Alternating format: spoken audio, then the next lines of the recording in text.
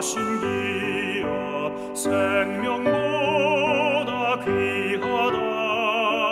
나의 갈 길 다가도록 나와 동행하소서. 주께로 가까이 주께로 가오니 나의 갈 길 다가도록 나와 동행하소서. 세상 복 위하니라 모든 병에 버리고 험한 길을 가는 동안 나와 동행하소서. 주께로 가까이 주께로 가오니 나의 갈 길 다가도록 나와 동행하소서.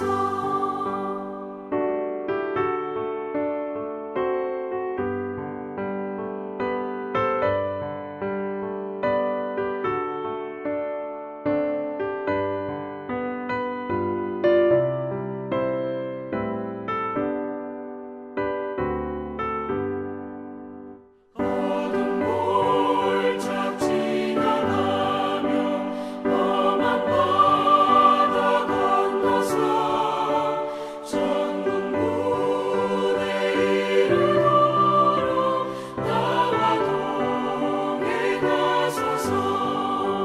주께로 가까이 주께로 가오니 나의 갈 길 다가도록 나와 동행하소서.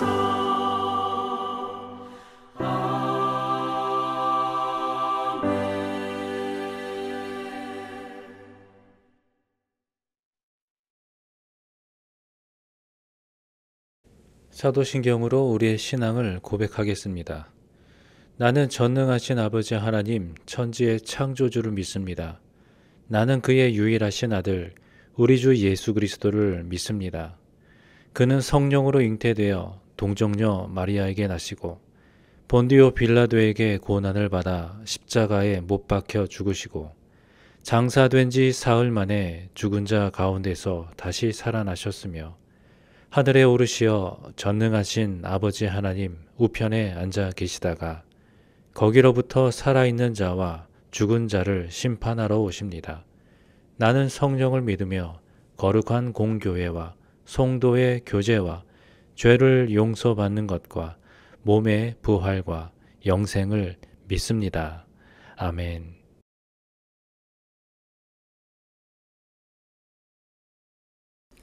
오늘 본문에서 다윗은 왕으로서 안정을 누리고 또 하나님을 위한 집을 짓고자 합니다. 그러나 하나님은 그보다 더 큰 계획, 그러니까 영원한 나라와 그 언약을 다윗에게 주시면서 하나님의 시선은 성전에 있는 게 아니라 사람에 있다. 그리고 건축보다는 그 언약에 있다라는 사실을 다시 한번 알게 해주시는데요. 그러면 우리가 오늘 본문의 말씀을 통해서 하나님께서 오늘 우리에게 어떠한 말씀을 주실까? 또 오늘 그 말씀대로 어떻게 살아가면 되는가 함께 생각해보고 또 말씀을 살펴보면서 은혜를 나누도록 하겠습니다. 그러면 먼저 1절로 2절의 말씀을 봅니다. 다윗이 그의 궁전에 거주할 때 다윗이 선지자 나단에게 이르되 나는 백향목 궁에 거주하거늘 여호와의 언약궤는 휘장 아래 있도다.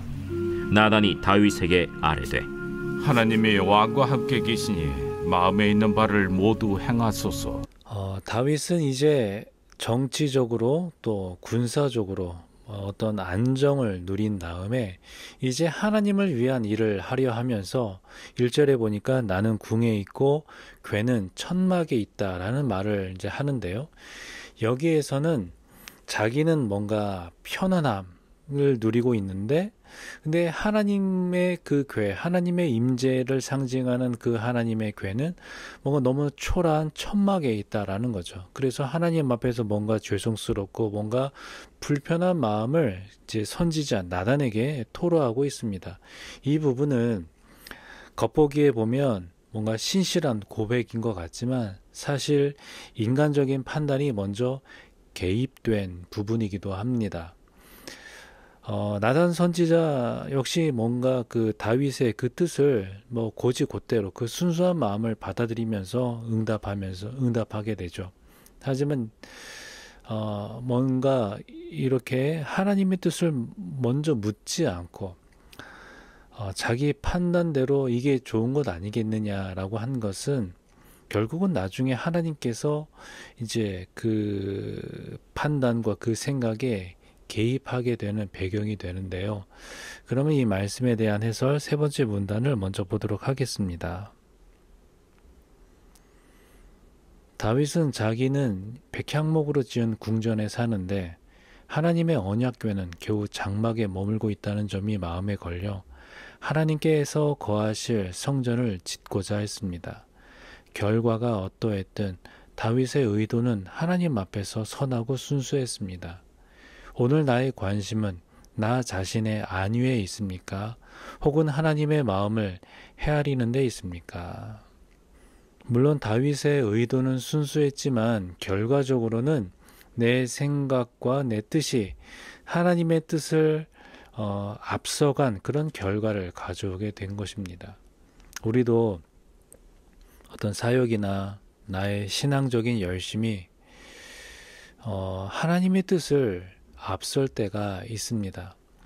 그러나 중요한 것은 어떤 상황이든 하나님이 기뻐하시는가이지 내가 만족하는가에 있는 것이 아니라는 사실을 우리는 분명하게 알아야 합니다. 우리는 뭐 늘 선한 의도를 가지고 하나님께 영광을 돌린다, 또 내가 열심을 내어서 이 교회를 섬긴다라고 하지만 정말로 그것을 하나님이 기뻐하시느냐? 우리는 나의 이러한 선한 의도조차도 말씀으로 또 기도로 분별하고 이 사실을 말씀에 비춰 보아야 한다라는 것이죠. 그래서 오늘도 주님 앞에서 내 생각이 아니라 이게 주님의 뜻입니까? 라고 먼저 물을 수 있는 그런 이러한 신앙의 태도와 자세가 되어 있기를 원합니다. 그래서 내가 보기에 좋을지언정 이것 또한 하나님께서 기뻐하시는 일인가? 먼저 말씀으로, 먼저 기도로 주님의 뜻을 물어보며 나아가는, 그래서 주님의 뜻이 우선이 될 수 있는 그런 우리의 삶이 되기를 소망합니다. 그러면 계속해서 또 3절로 4절의 말씀을 보도록 합니다. 그 밤에 하나님의 말씀이 나단에게 임하여 이르시되 가서 내 종 다윗에게 말하기를 여호와의 말씀이 너는 내가 거할 집을 건축하지 말라. 하나님은 그러한 다윗의 계획에 즉시 이제 개입하십니다. 3절에 이제 시작되는 그 밤에라는 표현은 하나님의 그 주권적인 의지가 얼마나 분명한지를 보여주고 있는 부분이죠. 그리고 4절에도 보면 선지자 나단을 통해서 너는 내가 거할 집을 건축하지 말라라고 하신 것은 단순히 다윗의 계획을 반대하신 것이 아니라 하나님 중심으로 생각하고 그 뜻을 분별하라라는 것이죠. 하나님 중심의 신학을 회복하라라는 말씀인 것입니다. 하나님은 사람이 지은 집에 갇히지 아니하시고 인간의 열심에 뭔가 의존하는 분이 아니라는 사실을 우리는 이 말씀을 통하여서 다시 한번 기억해야 합니다. 하나님은 하나님의 방식으로, 하나님의 시간에, 하나님의 도구로 일하시는데요. 이 말씀에 대한 해설 네 번째 문단을 또 함께 보도록 하겠습니다. 다윗은 자신의 순수한 열망을 선지자 나단에게 말했습니다. 나단은 이를 좋게 여기며 축복해 주었지만 그날 밤 하나님으로부터 말씀을 들은 후 다시 정정하여 다윗에게 전달합니다. 다윗 역시 자기 소원을 허락하지 않으시는 하나님의 뜻을 수용합니다. 하나님은 우리 마음에 소원을 심어주기도 하시지만 말씀으로 확증하시고 인도하십니다. 그러니 최종 결정의 기준은 말씀이어야 합니다. 이처럼 오늘날 교회 사역이나 그 헌신의 중심에도 하나님의 말씀이 중심인지, 하나님이 거기에 계시는지 다시 한번 우리는 점검해야 합니다. 우리가 물론 좋은 건물, 잘 짜여진 어떤 프로그램, 이게 정말 중요하기도 하지만, 근데 그것보다 더 앞서서 더 중요한 것은 하나님께서 거기에 함께 하시느냐라는 거죠. 하나님의 뜻은 나의 열심을 조정하고 하나님의 영광으로 그 방향을 바꾸십니다. 그래서 오늘도 주님의 일은 주님께서 주도하신다라는 사실을 우리가 믿으면서 하나님의 인도하심에 따라 순종할 수 있는 복된 그런 우리의 신앙의 삶이 되기를 바랍니다. 그러면 계속해서 5절로 10절의 말씀을 보도록 합니다. 내가 이스라엘을 애굽에서 올라오게 한 날부터 오늘까지 집에 있지 아니하고 오직 이 장막과 저 장막에 있으며 이 성막과 저 성막에 있었나니 이스라엘 무리와 더불어 가는 모든 곳에서 내가 내 백성을 먹이라고 명령한 이스라엘 어느 사사에게 내가 말하기를 너희가 어찌하여 내 백향목집을 건축하지 아니하였느냐고 말하였느냐 하고 또한 내 종 다윗에게 이처럼 말하라. 만군의 여호와께서 이처럼 말씀하시기를 내가 너를 목장 곧 양떼를 따라다니던 데에서 데려다가 내 백성 이스라엘의 주권자로 삼고 네가 어디로 가든지 내가 너와 함께 있어 네 모든 대적을 내 앞에서 멸하였은즉 세상에서 존귀한 자들의 이름 같은 이름을 네게 만들어 주리라. 내가 또 내 백성 이스라엘을 위하여 한 곳을 정하여 그들을 심고 그들이 그곳에 거주하면서 다시는 옮겨가지 아니하게 하며 악한 사람들에게 전과 같이 그들을 해치 못하게 하여 전에 내가 사사에게 명령하여 내 백성 이스라엘을 다스리던 때와 같이 아니하게 하고 또 내 모든 대적으로 내게 복종하게 하리라. 또 내게 이르노니 여호와가 너를 위하여 한 왕조를 세울지라.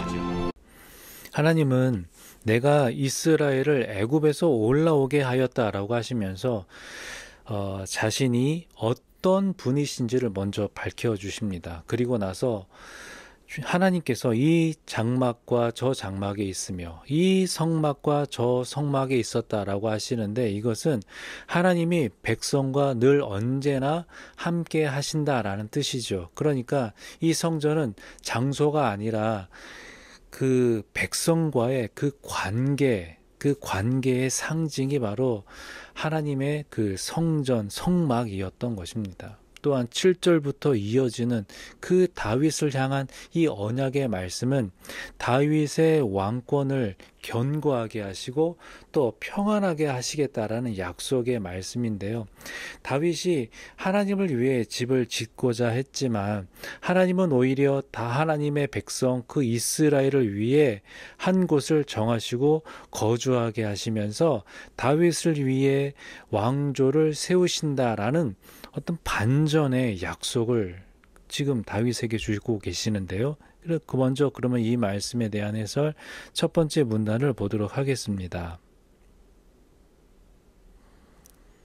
하나님은 자신의 영광보다 자기 백성의 안전과 안식을 먼저 생각하십니다.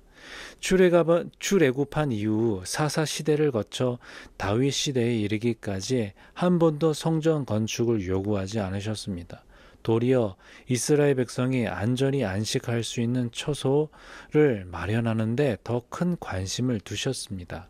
하나님을 위해 성전을 지으려는 다윗의 호의를 거절하신 것도 이스라엘의 안전과 안식이 아직 완전히 확보되지 않았기 때문입니다. 이렇듯 하나님의 집을 향한 다윗의 열성보다 이스라엘을 향한 하나님의 열심이 더 크고 깊습니다. 오늘까지 하나님이 베풀어 주신 호의의 궤적을 따라가다 보면 언제나 주님을 향한 내 헌신보다 나를 향한 주님의 열심이 더 크다는 것을 발견할 것입니다. 이렇게 하나님은 우리가 하나님을 섬기고 높일지라도 하나님은 다시 우리를 섬겨주시고 사랑으로 함께 하시고 은혜로 채워주신다라는 말씀입니다. 우리가 사실 매일매일의 삶 속에서 불안하고 또 매일 전쟁과 같은 그런 일들이 계속 반복되고 우리를 힘들게 하고 곤란하게 하고 또 염려하게 하지만 하나님은 오늘 본문 10절 말씀에 보니 네 모든 대적으로 네게 복종하게 하리라 라고 약속하여 주십니다. 이 말씀을 오늘 우리의 삶에 그대로 적용해 볼 때에 주님이 주시는 그 평안으로 세상을 바라보고 마치 거친 풍랑 속에서 한마디로 잠잠케 하시는 그 예수님 안에서 우리가 참 평안을 누릴 수 있다라는 그런 놀라운 은혜의 약속을 다시 한번 깨닫게 해주는 것이죠. 그래서 주님이 주시는 그 평안, 세상에서 얻을 수 없는 그 놀라운 그 은혜의 평안이 오늘 우리의 삶 속에 차고 넘치게 되기를 소망합니다. 그럼 계속해서 11절로 15절의 말씀을 보도록 하겠습니다. 내 생명의 연한이 차서 내가 조상들에게로 돌아가면 내가 내 뒤에 넷씩 곧 내 아들 중 하나를 세우고 그 나라를 견고하게 하리니 그는 나를 위하여 집을 건축할 것이요 나는 그의 왕위를 영원히 견고하게 하리라. 나는 그의 아버지가 되고 그는 나의 아들이 되리니 나의 인자를 그에게서 빼앗지 아니하기를 내가 내 전에 있던 자에게서 빼앗음과 같이 하지 아니할 것이며 내가 영원히 그를 내 집과 내 나라에 세우리니 그의 왕위가 영원히 견고하리라 하셨다 하라. 나단이 이 모든 말씀과 이 모든 계시대로 다윗에게 전하니라.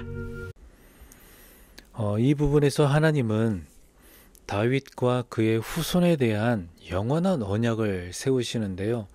이것은 단지 그 아들 솔로몬과 그 이후 시대만을 이야기하는 것이 아니라 장차 오실 그리스도 예수의 통치까지도 예고하는 말씀인 것입니다. 이렇게 아버지에서 아들로 연결되어지는 그 관계는 신약에서는 이제 예수 그리스도에게 적용이 되어지고 예수님의 나라는 영원히 흔들리지 않게 된다라는 말씀인 것이죠.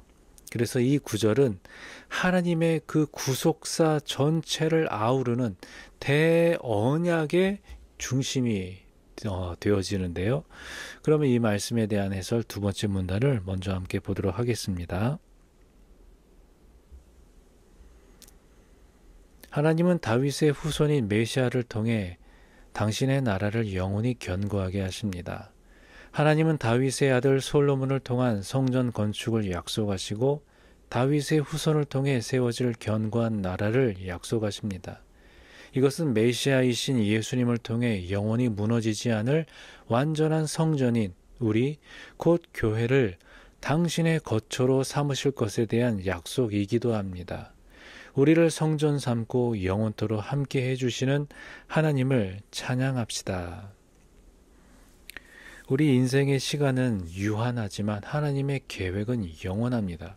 그래서 내가 지금 무엇을 하지 못한다 해도 그 순종을 통해서 하나님은 우리 이후의 그 후대를 또 준비하신다라는 말씀인 것이죠. 그래서 예수님 안에서 우리는 이미 하나님 나라의 백성이 되었고 하나님은 그 나라를 통해 우리를 다스리십니다. 그러므로 우리가 예수님의 그 주권 안에 머무는 것이 최고의 안전이다. 또 최고의 복된 우리의 삶의 그러한 어떤 결실을 맺게 되는 그러한 사실을 우리가 다시 한번 기억하면서 오늘 우리가 마음에 품고 있는 그 계획을 다 내려놓고 하나님의 뜻에 먼저 귀를 기울이면서 살아가야 한다라는 것을 이제 오늘 말씀을 통하여서 이제 우리에게 깨닫게 하여 주시는 것이죠. 그래서 내가 짓고자 하는 성전이 아니라 하나님이 세우시는 그 나라에 순종하면서 주님의 평안과 주님의 인도하심을 따라 살아갈 수 있는 이 복된 한 주간 또 복된 오늘 하루가 되기를 축복합니다. 함께 기도하겠습니다. 아버지 하나님 감사합니다. 오늘도 이 말씀을 통하여서 우리에게 주어진 하루를 시작합니다. 이 말씀을 통하여서 우리가 세운 또 내가 세운 그 계획이 아무리 선하고 좋게 보여도 하나님의 뜻에 우선되어지지 않게 하여 주시고 하나님의 말씀이 나의 삶을 인도하며 또 하나님의 말씀대로 이 하루를 세워가고 또 나의 삶을 세워갈 수 있는 그러한 겸손한 자세 또 그러한 신앙이 우리 안에 있게 하여 주셔서 오늘도 주님의 풍성한 은혜 가운데 거하며 살아갈 수 있는 복된 오늘 하루로 인도하여 주옵소서. 예수님의 이름으로 기도하옵나이다. 아멘. 주님 가르쳐 주신 기도로 기도회를 마치겠습니다. 하늘에 계신 우리 아버지, 아버지의 이름을 거룩하게 하시며 아버지의 나라가 오게 하시며 아버지의 뜻이 하늘에서와 같이 땅에서도 이루어지게 하소서. 오늘 우리에게 일용할 양식을 주시고 우리가 우리에게 잘못한 사람을 용서하여 준 것 같이 우리 죄를 용서하여 주시고 우리를 시험에 빠지지 않게 하시고 악에서 구하소서. 나라와 권능과 영광이 영원히 아버지의 것입니다. 아멘.